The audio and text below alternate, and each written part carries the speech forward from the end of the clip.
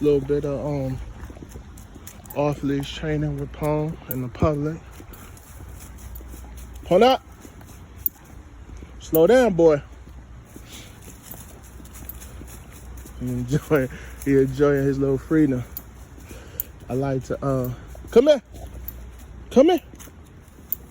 Good boy, son. Golly, Pona.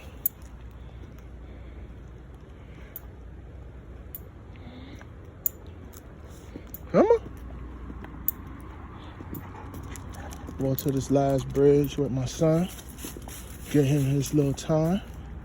I say, he hate that collar on him, so that's why he running kind of funny. I don't know why he hates it. Go on from right there, boy. Look at him now. Look at my son. I said, I don't knock anybody that uses certain kind of shocking things or shock collars and things of that nature, but I think it's cool to let your dog naturally learn without fear, you know? Come here, boy. Good boy. He's doing great. This is my first time ever doing this with him. By the way, this is how I taught Eve. This is how I'm gonna teach all of my other ones. I never really let Rock, I never really had the time to get Rock together the way I wanted to. I'm still working with him on it, but Rock's never really had the opportunity to learn on his own. I've always had taking him out with Eve. Like I said, I'd be working and put up.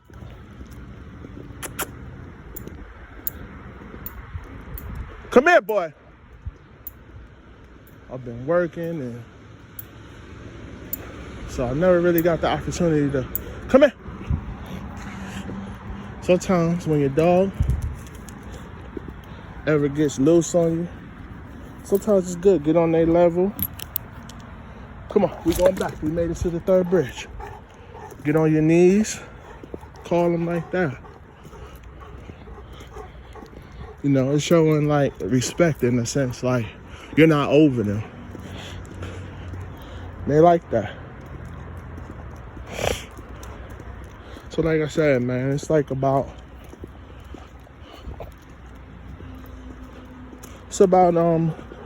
giving your dog time too to smell things and just be a dog, just be free. You know what I mean? Don't you like to be free? They want to be free too, man. So, like I said, just think about certain things. You want to be free. You want to smell things. You want to look and piss on this or that, or, you know. So have that same mind frame with your dogs. Let them be free sometimes. Let them smell and be a dog. They'll appreciate it. They'll listen to you a lot better too, because they know you trust them, you know? Come on. Good boy. Come on. No. He's hurt someone. But, yeah, that's about it with my little dog rant.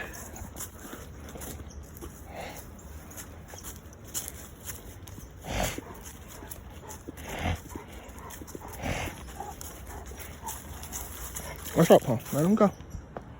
Good boy. He already done got past you, boy. See? Yeah, see? That's why you want to have a good dog with a good temperament.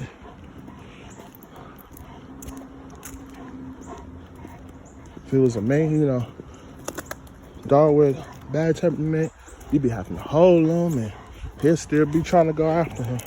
Paul could care less. If I let him loose right now, he could care less. You know, he spotted him before I spotted him. But still, You know, I've been having dogs since, shit, as long as I can remember. I think I got my first dog, I was probably about 4 years old.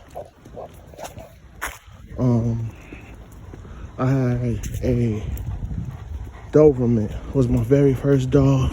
She was reddish, you know, the reddish one, reddish brown and red and tan version.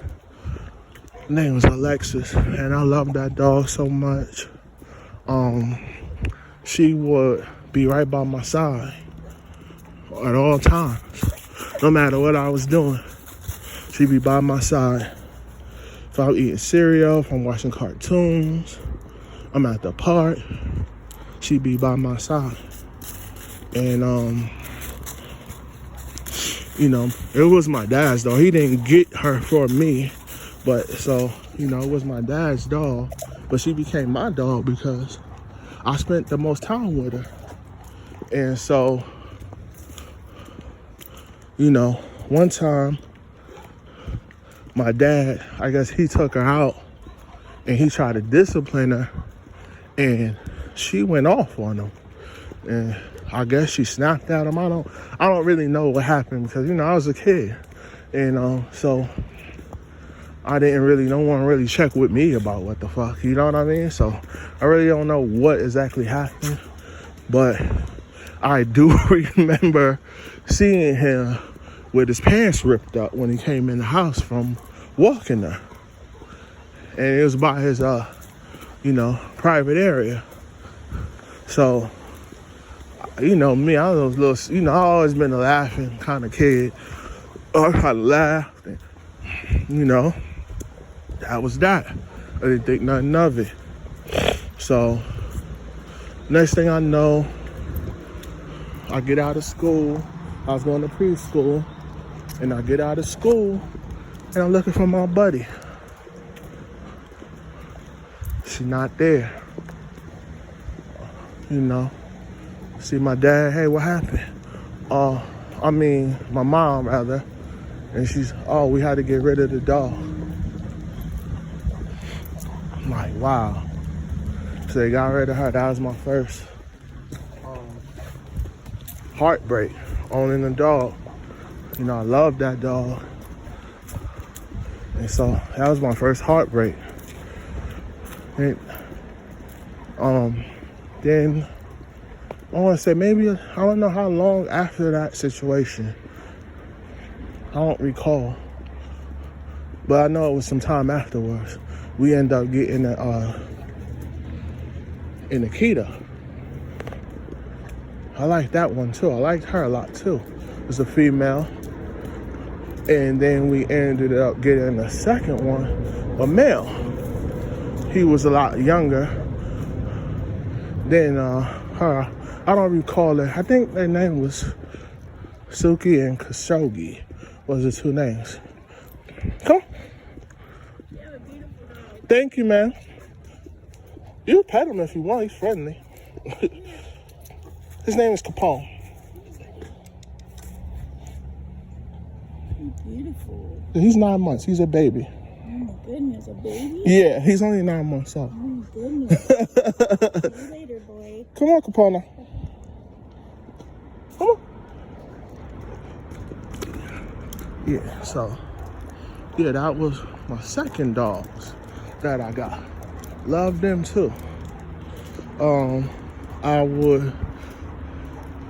I started going to, you know, regular school, you know, kindergarten and those grades. So I really didn't get too much time outside of the house with them. Come on. So I really can't tell you too much about them, but I do remember them. I remember the coat of the dog. I remember the weird way they would lay down. They would kind of lay down like stretched out, where their back leg is weird as hell. Sometimes my Corsos, they would do it, but the Akita would almost be like, you would call it like double jointed, I guess you would want to call it, where they would just do some weird laying down thing. And I remember it. They were really cool ass dogs though. So I had those. And then my parents split up. We had to get rid of the dogs. And so I went a long period of time without having dogs again. I think the next time I had a dog, I was probably about 12. Probably about 12 or so. Yeah, I was about 11 or 12. I was at a park and I was playing softball with all the kids in the school. This was on the weekend. We were at Casino Park, and I saw this lady, and I thought the dog was a German Shepherd, and she's like, "Hey, is this your dog?" I'm like, "Yeah." It wasn't my dog. I'm like, "Yeah, it's my dog." So here come my ass. I grabbed this dog. I'm walking him all around. I'm feeling good. I'm like, man, I got a dog. So I bring the dog home. My mom sees the dog. I'm begging her, "Mom, please, can I keep him? Can I keep him?" She's like, "Yeah." Nope, she didn't want to at first, but I kept begging her. She said, yeah. She gave me and said, yeah. His name was Lucky. Lucky ended up being a German Shepherd Beagle mix. And I love that dog, man. I take him everywhere with me. He was very intelligent. This dog actually knew how to turn a doorknob. That's how smart he was. So you couldn't close him in the room. He would open that fucking door. That's how smart he was. My mom would say he knew what time I would get out of school, and when it got close to the time, he would wait at the door for me, and he wouldn't move until I got home, because I was coming straight to him. I wasn't, like I said, I'm a dog lover. I love my dogs, so you never, I'll go straight to him as soon as I got out of school. And that dog gave me hell. He liked to run away for some reason. I mean, he was already older. I would assume he was an older puppy, because I'll get into the outcome of that situation. But, he was a older pup, and, I didn't know much about, I knew about breeds, but I didn't know about their traits. And so I didn't know how beagles, like, they catch a scent, they're gone. So he would always run away on me. And me, I chase him down, and I'd be running up and down Sanford Ave trying to catch him. And I love that dog, man. Things happen, hardships on the family, I guess. Like I said, I was a kid, so hardships happen. We end up having to get rid of him. Once again, I was devastated. I was devastated at that point, because like I said, that was my dog. That was the first dog that was my dog. So it broke my heart, man. Broke my heart in pieces. I still miss him. Sometimes I think about him and I miss him. And what was crazy is that my mom ended up giving him to, well, not even my mom, my stepdad at the time. He gave him to a homeless dude. And so I would see Lucky, and I didn't even realize it was him, because he had gotten huge. And he was huge. He was well over 100 and some odd pounds. Huge dog. I didn't even realize it was him for years, until Dennis ended up telling me. And I couldn't believe it, man. I couldn't believe it. you know, hopefully he enjoyed the life he had. I don't know. Hopefully he was able to live a good life because he was a great dog. Let me see. What was my next dog? Oh yeah, my next dog. I had started living with my dad. This is 7th grade year. I'm living with my dad now, and my dad, he asked me what kind of dog I wanted, and I didn't really have an idea what kind of dog I wanted, so he took me to a pet shop in Brooklyn, and dude was breeding pit bulls. I didn't know at the time that dude fought the dogs, but nonetheless, I saw the dog, little Brindle bitch, and you know me, I didn't give a damn. I was just like, yeah, I want her. Got her. Man, that was my dog, little Phoebe. And she would be with me everywhere. You know, if you know me in the Flushing, Queens area, early 90s, you seen me with my dog, because I be everywhere with her. I go everywhere with her. Miles and miles and miles. Go to all my friends' house. Some of my other friends had pit bulls. And this was a good time for pit bulls. This was before they had such a bad reputation. And like I said, she came from fighting dogs. But she wasn't ever aggressive. She wasn't animal aggressive. She wasn't people aggressive. She was a real pit bull. Not what you see today. These skittish, scary dogs. She's not that. She was a real pit bull. And I take her everywhere with me. And she was my best friend. And my dad, we were living on Union Street at the time, Flushing. And the building that we were living in, they wanted to turn into condos. And so my dad, he didn't want to buy the apartment for some reason, which it was a nice fucking place. Terrace, you know what I'm saying? You could fucking look inside, see Shea Stadium. Man, it was just a dream to me, you know? And you know, we ended up moving, and we moved to some other place. And I guess they told him that we couldn't have dogs. And so we had to get rid of her. You know, once again, heartbreaking, man, heartbroken.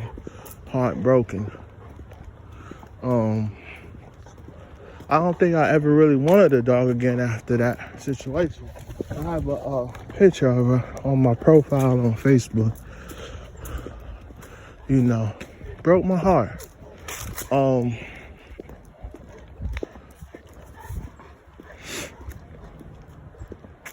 Yeah, broke my heart, man. Next thing I know, I see people all over the place in the apartment complex. It's right off of Union Turnpike. I see tons of more people. They got dogs. So now I'm pissed. I'm like, man, we got rid of a good dog for no reason. Everybody has dogs here. They even have pit bulls. I'm sure my dad felt bad about it. I mean, we spent good money on the dog. Dog had pedigree, everything. He didn't want to get rid of the dog. I'm not blaming him. And, you know, now that I'm an adult, I understand and I don't understand. You know, me personally, I wouldn't move somewhere if I couldn't have my dogs. But, you know, that's neither here nor there. Now, whatever, how many years ago. But yeah, so like I said, maybe I'll go into more details about other, but moral of the story is I had dogs all my life. And so I've experienced the heartbreaks of owning them and having to get rid of them. And so when it comes to the breeds, the dogs I have now, these Corsos, that's why I'm so strict on who's gonna get them, because I don't want to produce dogs that have to go in the shelters and possibly be put down and things of that nature, because these ain't good secondhand dogs. They don't do good.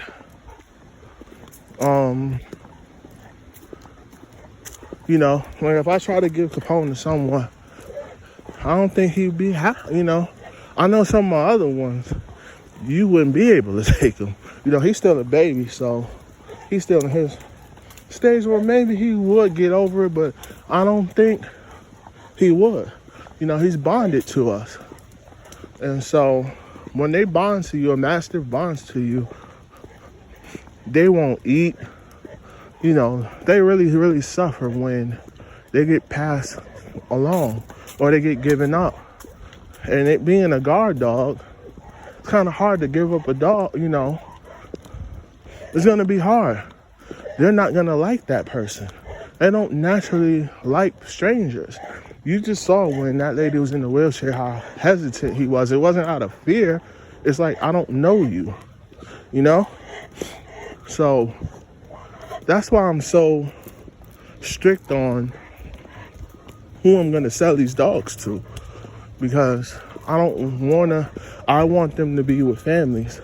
I want them to be with the family for life. I don't want the dog to be put down, because it won't be their fault. You see my dogs, each and every one of my dogs' temperaments. I'll show you, and I'm honest about everything about them, So you can't tell me, hey, the dog bit someone, and no, it was your fault. You taught them that shit. Don't teach them something that you ain't ready to deal with on a constant basis. Because once you show them something, you encourage it, they're gonna do it. So that's my little talk. Y'all be cool. Have a great day, man. I'm out.